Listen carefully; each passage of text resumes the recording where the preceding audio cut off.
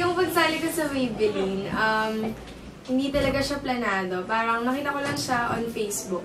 Tapos sinalihan ko niya. But then, habang dun sa competition, na-realize ko na it's something that I want to do as well. More than a month yung voting process online. Tapos one day talaga yung casting na.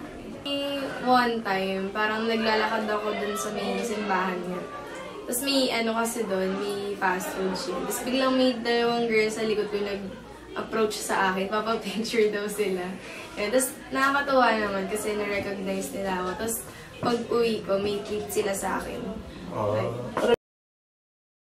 Meron kaming naging workshop before na parang sabi ni Bea Fabregas, courtside reporter ng UP, parang even if majority of them, English talaga yung first language, hindi naman daw dapat na ma-insecure yung isang tao if hindi talaga English yung mother tongue niya. So, wala namang kompetensyang nagagano. Ay, nagme-mentor ba sila sa inyo?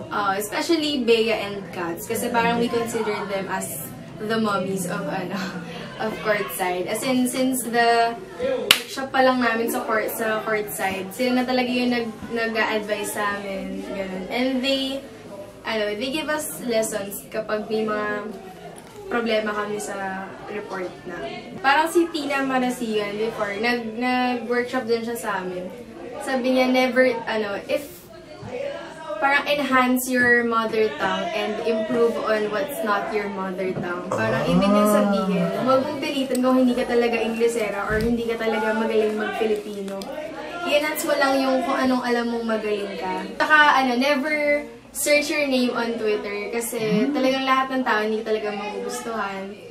Lahat sila may makikitang maliliit na pagkakamali mo, palalakihin nila. So, never search them. Pero ako, tulad nga nasabi rin ni Miss Tina, siya rin daw before, tinatry niya i-search. Kasi at the same time, doon niya nalalaman kung yung mga pagkakamali niya. Tapos natatama niya. Actually, hindi ko alam kung anong a-apply ko sa varsitarian for next year.